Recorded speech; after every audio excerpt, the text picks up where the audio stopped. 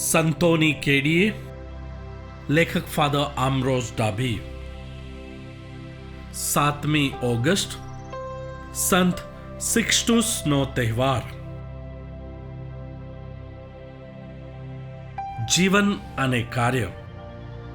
સંત સિક્સ્ટુસે ઈસવીસન 256 થી 258 સુધી વડા ધર્મગુરુ પદ સંભાળ્યું, પણ 6ઠી ઓગસ્ટ 258 રોજ શહીદ થયા.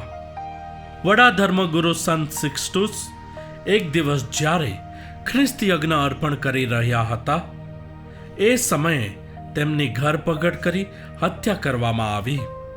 તેમની સાથે બીજા 4 ઉપપુરોહિતોનો પણ વધ કરવામાં આવ્યો.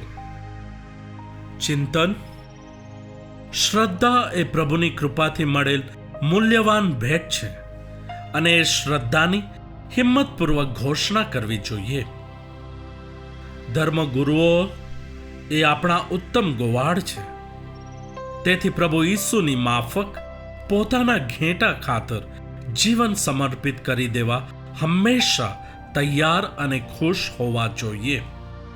પ્રાર્થના કરીએ.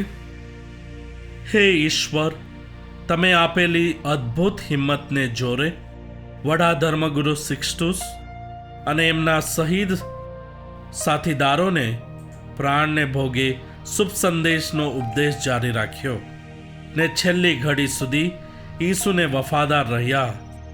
અમે તમારો સંદેશ ઉત્સાહથી ઘેર ઘેર પહોંચાડીએ, એ માટે પવિત્ર આત્માની શક્તિથી અમને સબર કરો.